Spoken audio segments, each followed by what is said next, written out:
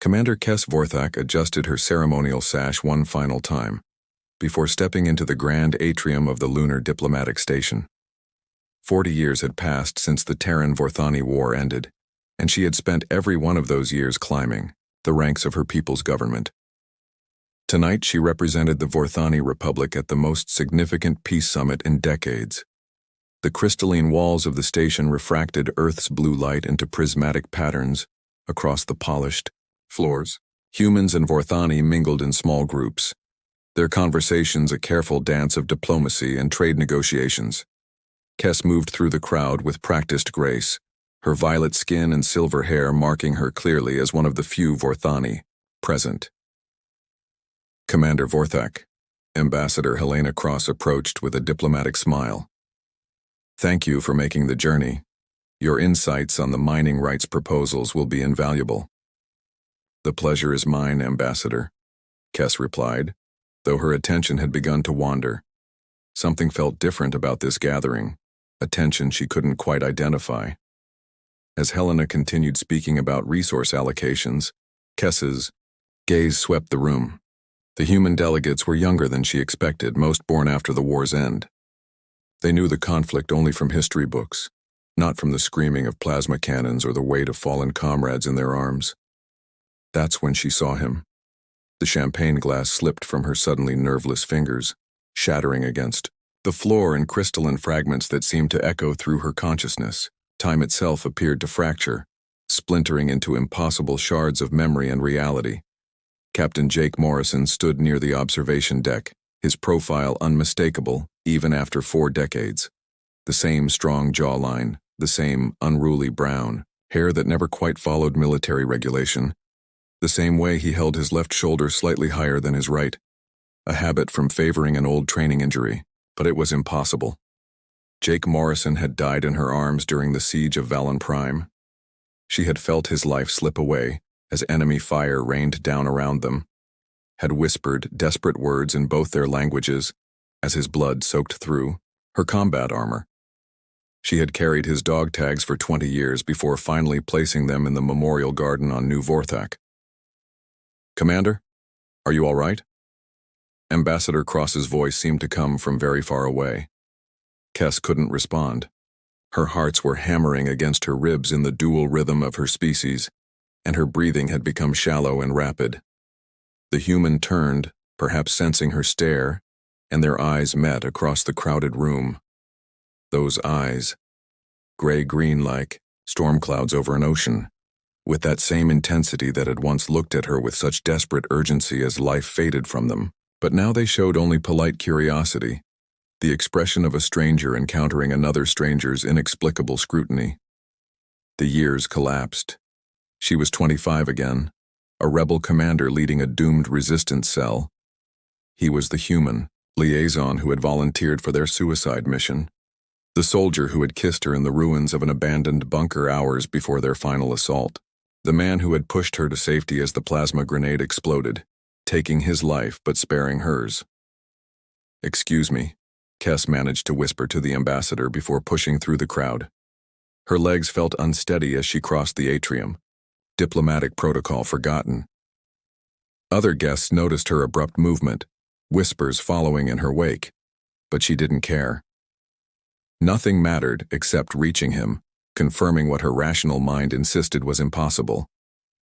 He watched her approach with growing concern, his expression shifting from curiosity to worry as he took in her obvious distress. "Ma'am, are you feeling unwell?" His voice was exactly the same, warm, slightly rough around the edges, with that particular cadence that had once whispered her name in the darkness. Up close, the illusion should have shattered. Time should have marked him, aged him, changed him in the countless small ways that 40 years demanded. But his face remained, exactly as she remembered. Not a day older, not a line different, not even a new scar to mark the passage of time. "Jake?" she breathed, reaching out with one trembling hand. He stepped back instinctively, confusion clouding his features. "I'm sorry, but I think you have me confused with someone else. My name is Jake Morrison, but I don't believe we've met." The formal politeness in his tone hit her like a physical blow. He didn't remember her. This impossible resurrection, this miracle that defied every law of time and nature, and he looked at her like a complete stranger. "We served together," she whispered, her voice cracking. "During the war. You died. You died in my arms at Valon Prime." Something flickered behind his eyes. Confusion, perhaps even a fragment of recognition.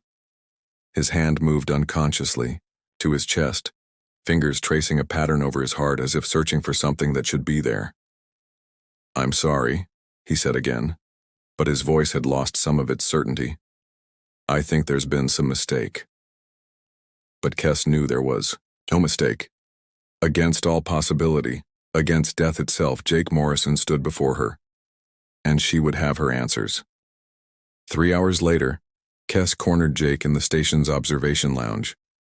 The diplomatic reception continued below, but she had tracked him here through sheer determination and the station's passenger manifest. He stood silhouetted against the starfield, his posture rigid with the tension of someone who knew they were being hunted. "You can't keep avoiding me," she said, sealing the lounge entrance behind her with a touch of her security clearance. Jake turned slowly, his expression guarded. "I wasn't avoiding you. I was trying to understand why a complete stranger thinks she knows me." "Complete stranger?" The words came out as a snarl, her diplomatic composure finally cracking. "I held you as you died, Jake. I felt your blood on my hands. I whispered your name as the light faded from your eyes." Something flickered across his face. Pain, confusion, perhaps the ghost of a memory. His hand moved again to his chest, fingers tracing invisible patterns. "I have dreams," he admitted quietly. "Fragments. A woman with silver hair calling my name, purple skies and burning cities. But dreams aren't memories. They are when they're all that's left." Kes stepped closer, her voice dropping to an intimate whisper. "Do you remember the bunker on Callus Ridge, the night before our final assault?" Jake's breathing hitched. There's something. A place, underground, stone walls, someone warm against me in the darkness. You told me about your childhood dog, a golden retriever named Buster. You said if we survived, you'd take me to see Earth's oceans." Her voice broke. "You said you loved me in 3 different languages because you wanted to be sure I understood." He staggered backward as if she'd struck him. "Stop. These aren't my memories. They can't be." "Why? Because you're afraid they're real?" She advanced. On him, fury and heartbreak warring in her chest. "Because you're terrified to admit that what we had meant something?" "Because I'm 28 years old." The words exploded from him. "Because according to my records I was born in 2197, which makes this conversation impossible." The number hit her like ice water. If his records were accurate, he would have been born 15 years after the war ended. But the man before her was exactly the same Jake she had known and loved. Not an illusion, not a clone, but him, down to the small scar on his left eyebrow from a childhood accident he'd told her about. "Your records are wrong," she said firmly, "or someone made them wrong." Jake ran his hands through his hair, the familiar gesture sending another spike of pain through her hearts. "This is insane. You're talking about impossible things. I'm talking about the man who saved my life by sacrificing his own." She reached into her jacket and withdrew a small metal disc, his dog tag, worn smooth by decades of her touch. "I've carried this for 40 years, Jake. I mourned you. I built memorials to you. I never married because no one could compare to the ghost of what we had." His eyes fixed on the tag and she saw recognition flicker deeper this time. Not just confusion, but genuine familiarity. "The serial number," he whispered. "I know that serial number." "Because it's yours." He took the tag with trembling fingers, turning it over to read the inscription on the back. His face went white. "This? I remember getting this. Basic training on Luna Base 7. The clerk misspelled my middle name and I never got it corrected. James," Kes said softly. "Jake James Morrison." Your mother named you after her father. How could you possibly know that? Because you told Me, the night in the bunker when we thought we were going to die. She stepped closer, close enough to see the flecks of gold in his gray-green eyes. You told me everything that night. Your fears, your dreams, your first kiss with Amanda Reeves behind the school gymnasium. Jake's knees buckled, and he sank into one of the observation chairs. I remember Amanda, but that was years ago, decades ago. It was decades ago, for both of us. Kes knelt beside his chair, her anger transforming into desperate hope. Something happened to you, Jake. Something that brought you back. Brought me back from what? Death. The word hung between them like a prayer. You died saving me. The plasma grenade took out the entire east wall of the compound. I dragged you to safety, but there was so much blood. Memories were surfacing now, she could see it in his eyes. Fragments becoming clearer, dreams solidifying into reality. The mission, he said slowly. We were trying to destroy their command center. You said it was suicide, but it was the only way to break their hold on the outer colonies. Yes. Her hand found his, fingers intertwining with the easy familiarity of lovers reunited. You remember? I remember you crying. Your tears fell on my face, and they were warm. His voice was wonder and agony combined. I tried to tell you something, but the words wouldn't come. You tried to tell me you loved me, I knew. I told you I loved you too. They sat in silence for a long moment, hands clasped, 40 years of separation collapsing into nothing. Then, Jake pulled away, standing abruptly. This doesn't make sense. If what you're saying is true, where have I been? How am I here, alive, unchanged? His voice turned hard, suspicious. Who are you really? What do you want from me? The question cut deeper than any blade. I want my heart back, she whispered. I want the man I loved to remember that he loved me too. Jake stared at her for a long moment, and she saw the war between memory and logic playing out across his features. Finally, he spoke in a voice barely above a whisper. I do remember. God help me. I remember everything. The mission, the explosion, dying in your arms. He looked at his hands as if they belonged to a stranger, but I also remember waking up in a medical facility 3 months ago, being told I was recovering from training injuries, being given a new assignment, a new life. Someone lied to you. Someone with the power to erase decades and fabricate an entire identity. Kes stood, moving to the observation window. Earth hung below them, blue and pristine, hiding its secrets. The question is why? And the question is who? Jake added, moving to stand beside her. Because whoever did this has technology that shouldn't exist. Their reflections merged in the transparent aluminum, 2 figures against the stars, separated by death and time but drawn together by a love that had refused to die. We're going to find answers, Kes said, her voice carrying the authority of the commander she had once been. And we're going to make them pay for what they stole from us. Jake nodded, and for the first time since their reunion, she saw the soldier she had fallen in love with, determined, dangerous, and absolutely hers. The secure data terminal in Kes's diplomatic quarters cast harsh blue light across their faces as they worked through the night. Jake's military access codes, miraculously still valid, had opened doors that should have remained locked forever. Look at this, Jake said, his voice tight with controlled fury. He pulled up a classified file marked Project Lazarus Eyes Only. Cryogenic suspension trials, started during the final year of the war. Kes leaned closer, her shoulder brushing his as she read. The proximity sent electricity through both of them. 40 years of separation making every casual touch feel charged with significance. Subject designation L-47, she read aloud. Critically wounded Terran operative. Sustained fatal plasma burns during classified mission. Subject expired 1432 standard time. Her voice trailed off as she found the date. That's when you died. In my arms. Jake's hand covered hers on the console. Keep reading. Subject was immediately transferred to Cryo Facility Alpha 7 for experimental resurrection protocols. Legal death certificate filed to maintain operational security. She looked up at him, her violet eyes wide with understanding and horror.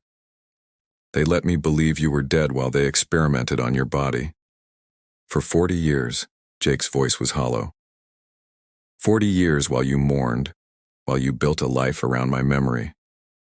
The file contained medical records that made Kess's stomach turn, cellular regeneration using Vorthani biotechnology, neural reconstruction, memory suppression, and implantation. Jake had been as much a test subject as a patient. The irony is perfect, she said bitterly. They used my people's own healing technology to bring you back, then gave you a false life and sent you to a diplomatic summit where you'd inevitably encounter Vorthani delegates. It's not irony. It's orchestration. Jake pulled up another file, this one showing personnel records for the Lazarus project. Look at the project director. Admiral Victoria Cain's photo stared back at them, a woman in her 70s with steel gray hair and calculating eyes. Below her picture was a list of commendations and a current assignment that made Jake curse softly. She's here, he said. On the station, part of the Earth diplomatic delegation. Then we confront her. It's not that simple. Jake stood pacing to the window. According to these files, I'm not the only one. There were dozens of subjects over the years. Some were revived successfully, others... He trailed off, but Kess could read between the lines. Others died permanently. The successful subjects were given new identities, new lives. Some were placed in strategic positions throughout Earth's government and military. Jake turned back to her, his expression grim. I think we've stumbled onto something much bigger than either of us realized. Kess rose from the console, moving, to stand before him. Then we need help. My government has resources. Your government can't know about this. Not yet. Jake's hands found her shoulders, his touch gentle but urgent. If Cain realizes we've discovered the truth, she'll activate whatever contingencies she has in place. The other subjects could be in danger. And you could be in danger. I'm already in danger. We both are. His thumbs traced small circles on her shoulders, the gesture unconsciously intimate. But for the first time in 3 months, I feel like myself. I feel real. The space between them seemed to compress. 40 years of longing pulling them together, like gravity. Kess reached up to touch his face, her fingers tracing the familiar lines of his jaw. You are real, she whispered. You're the only real thing in my life since the war ended. Jake's composure finally cracked. I remember loving you, he said, his voice breaking. I remember holding you in that bunker, promising we'd have a future together. But I also remember dying, and the 40 years between then and now are just gone. Then we'll make new memories. Her hand slid to the back of his neck, fingers tangling in his hair. We'll take back what they stole from us. The kiss was inevitable, a collision of desperate need and rediscovered love. Jake's arms wrapped around her, pulling her against him as if he could merge their bodies and erase the decades of separation through sheer will. She tasted like he remembered, like hope and defiance, and the faint sweetness of Vorthani physiology that had always driven him wild. When they broke apart, both were breathing hard, their foreheads resting together in the intimate pose that had once been their signature gesture. I need to remember how to love you, Jake whispered against her lips. Then let me teach you. This time, when he kissed her, it was slower, deeper, a careful exploration of familiar territory made new by time and loss. Her hands worked at the fastenings of his formal jacket, and he didn't stop her, too lost in the sensation of her touch to care about anything beyond this moment. They made love on the narrow bed in her diplomatic quarters, their bodies remembering what their minds had forgotten. Every touch was both reunion and discovery. Every whispered endearment in their native languages a reclamation of what had been stolen from them. Afterwards, as they lay tangled together in the artificial twilight of the station's night cycle, Jake traced patterns on her bare shoulder, the same absent caresses he'd once used to soothe her nightmares during the war. I remember this, he said softly. The way you fit against me. The sound you make when you're falling asleep. I never forgot, Kes replied, her voice drowsy with contentment. Even when I tried to move on, I could never forget the way you held me. But even as they rediscovered each other, both knew that dawn would bring new dangers. Admiral Cain was still on the station, the conspiracy was still unfolding, and they were running out of time to stop whatever larger plan was in motion. For now, though, they were together again, and that was enough. Admiral Cain's private office was a study in controlled power, Earth memorabilia arranged with military precision, commendations covering one wall, and a massive viewport showing the curve of Earth below. She looked up from her holographic displays as Jake and Kes were escorted in by security personnel. Captain Morrison, she said with a thin smile, and Commander Vorthak. How delightful to see you both. Jake remained at attention, but Kes could see the tension in his shoulders. They had spent hours planning this confrontation, but facing the architect of his resurrection still clearly unnerved him. Admiral, Jake said formally, we need to discuss Project Lazarus. Cain's expression didn't change, but something shifted behind her eyes. I'm afraid I don't know what you're referring to, Captain. Perhaps you should return to your quarters and rest. You've seemed unsettled since arriving at the station. Unsettled because I discovered I've been dead for 40 years? Jake's military composure cracked slightly. Because I found out my entire life is a fabrication?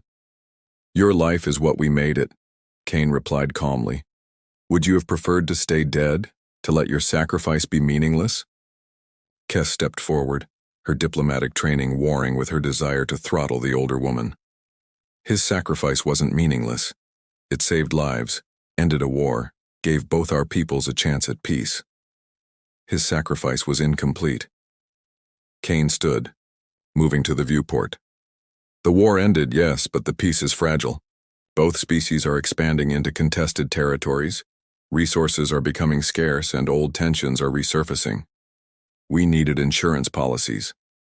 Jake's face went white with understanding. The other subjects. You've placed revived soldiers in strategic positions throughout both governments. Not just soldiers, scientists, diplomats, trade negotiators, anyone whose death could be concealed and whose loyalty could be insured. Cain turned back to them, her smile predatory. You're part of a new kind of peacekeeping force, Captain, one that transcends species boundaries. Because we're already dead? Kes's voice was ice cold. Because we have no legal existence to protect us? Because you understand the cost of war in ways others cannot? Because you've literally died for peace. Cain activated a holographic display showing locations throughout both Earth and Vorthani space. 47 successful revivals over 4 decades, all placed in positions where they can guide policy decisions, prevent conflicts before they escalate. Jake studied the display, his tactical mind processing the implications. This isn't peacekeeping. This is manipulation on a galactic scale. It's evolution. Wars are fought by the living, but peace can only be preserved by those who've transcended the fear of death. What you've done is create an army of the resurrected, with no choice but to serve your vision of peace. Kes moved closer to Jake, presenting a united front. What happens when one of your subjects refuses to cooperate? Cain's smile turned cold. They're returned to their proper state. Death, after all, is their natural condition. The threat hung in the air like a blade. Jake's hand found Kes's, their fingers intertwining as they faced their would-be puppet master. You made one mistake, Jake said quietly. You let us find each other. Did I? Cain laughed. Captain, did you really think your reunion was coincidence? That a diplomatic summit just happened to bring together the two most emotionally compromised subjects in the program? The revelation hit them like a physical blow. Their love, their reunion, even their investigation, all of it orchestrated by the woman before them. You wanted us to discover the truth, Kes realized. But why? Because love makes the best chains. You'll cooperate to protect each other, follow orders to keep your reunion intact. The program's early subjects were too isolated, too likely to go rogue. But bonded pairs? Cain gestured to them. Bonded pairs are infinitely more controllable. Jake's fury finally erupted. You sick? Careful, Captain. Your emotional stability is being monitored. Too much deviance from acceptable parameters and you'll both be scheduled for immediate termination. But Kes had noticed something Cain missed. Jake's hand had released hers and was now moving in the subtle tactical signals they'd used during the war. He was telling her to be ready to trust him. There's just one problem with your plan, Admiral, Jake said, his voice returning to its trained calm. You based it on the assumption that we're still the same people who died 40 years ago. Aren't you? I died a captain, a soldier following orders. Jake's smile was sharp as a blade. But I was revived as a man with nothing left to lose. And she? He nodded to Kes. She's not the rebel commander you studied in your files. She's spent 40 years learning diplomacy, strategy, and patience. Meaning? Meaning while you were gloating she was recording everything you said. Kes held up a small device that had been hidden in her formal robes. And while you were explaining your conspiracy, I was uploading it to every major news network in both our governments. Cain's composure finally cracked. That's impossible. Communications are monitored, encrypted, by systems that don't account for Vorthani diplomatic protocols, Kes finished. Protocols that allow for emergency broadcast to our homeworld without Earth oversight. Alarms began sounding throughout the station as Cain's security team realized what had happened. But it was too late. The truth was already spreading across two civilizations, the carefully maintained conspiracy crumbling in real time. Cain reached for her weapon, but Jake was faster. 40 years of death hadn't dulled his reflexes, and he had her disarmed and on the floor before she could draw. It's over, he said, securing her weapon while Kes activated the office's communication system to contact station security. As they waited for legitimate authorities to arrive, Jake and Kes stood together at the viewport, watching Earth turn slowly below them. They had exposed the conspiracy, but the real work was just beginning. What happens now? Kes asked. Now we find the other subjects and give them the choice you never gave us, Jake replied. The choice to live their own lives. And us? Jake turned to her, his eyes holding all the love that death couldn't destroy and 40 years couldn't erase. We choose each other. Again. For real this time. 6 months later, Kes stood on the observation deck of New Geneva Station, watching ships from a dozen worlds dock and depart in the careful choreography of interstellar commerce. The station had become a symbol of the new transparency between Earth and the Vorthani Republic, a place where the mistakes of the past could be acknowledged and overcome. The Senate vote was unanimous, Jake said, joining her at the railing. He wore civilian clothes now, having officially resigned his commission once the truth about Project Lazarus became public. Full citizenship restoration for all Lazarus subjects with reparations and psychological support. And Admiral Cain? Life imprisonment, along with her co-conspirators. The tribunal was very clear about the magnitude of their crimes. Jake's expression darkened briefly. Though I wonder if we'll ever know the full extent of what they did. 43 of the 47 Lazarus subjects had been located and offered the chance to reclaim their true identities. Some chose to continue, their fabricated lives finding comfort in the familiar lies. Others, like Jake, embraced the painful freedom of truth. 3 subjects had never been found, their fates adding another layer of tragedy to Cain's legacy. The memorial service is next week, Kes said, for those who were lost in the program. Will you speak? I think we both should. Together. She turned to face him, noting the small changes 6 months had brought. His memories had fully returned, but they came with the weight of understanding just how much had been stolen from them. Are you ready for that? Jake considered the question. Seriously. I'll never be ready to let go of the anger completely. What they did to us, to all the subject, it's unforgivable. But I'm ready to stop letting it define us. He reached for her hand, their fingers intertwining with the easy familiarity they'd rediscovered. I'm ready to build something new. The something new had taken shape gradually over the past months. Jake had accepted a position with the Interspecies Relations Committee, working to identify and prevent future abuses of power. Kes had taken a leave of absence from her government position to establish a support network for Lazarus subjects and their families.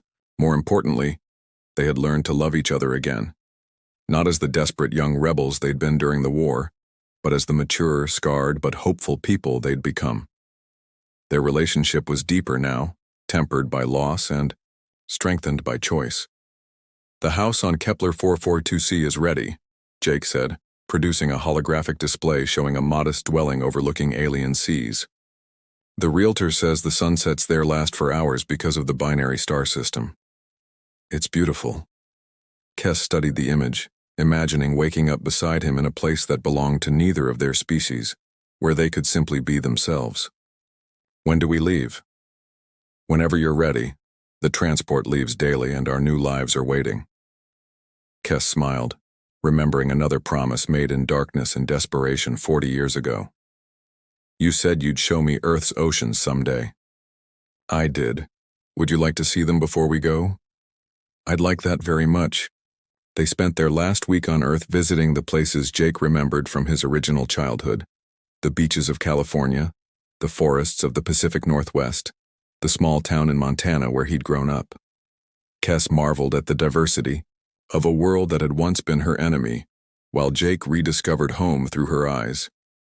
On their final night, they walked along the shore where the Pacific met the land, their bare feet sinking into sand that sparkled with bioluminescent organisms. The moon hung full above them, casting silver light on the waves. "Do you ever wonder what our lives would have been like if the war had never happened?"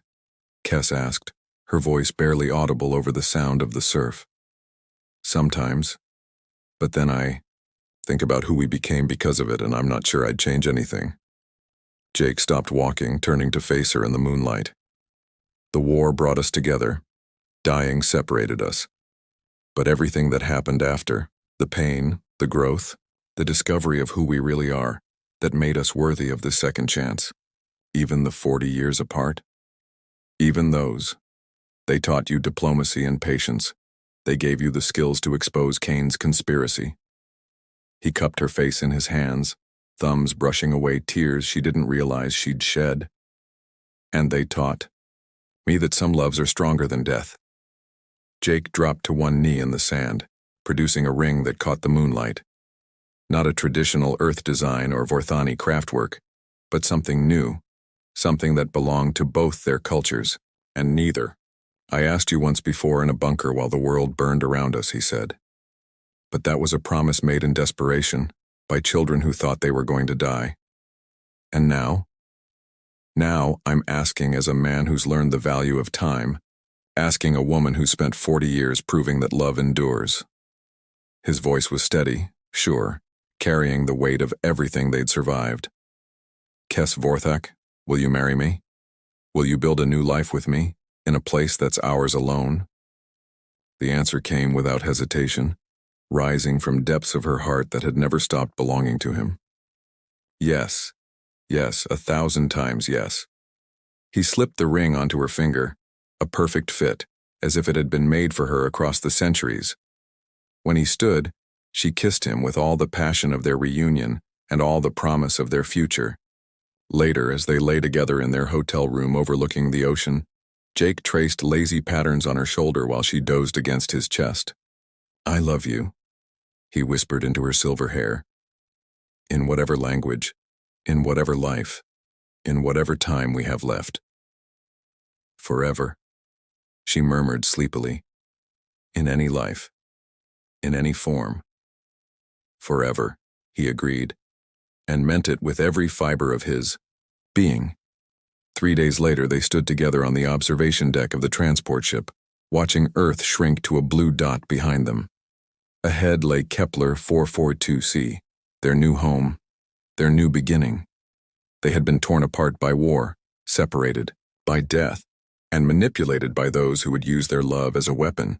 But in the end, they had chosen each other across every obstacle, every impossibility, every attempt to control their destiny. The stars stretched endlessly before them, full of possibilities neither of their species had yet imagined. And somewhere, in that vast expanse waited a small house by an alien sea, where two hearts that had found each other across death itself could finally learn what forever meant.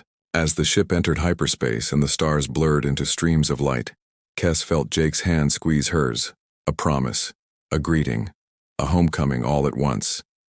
Their story had begun in war and continued through death. Now, finally, it could begin in peace. The end.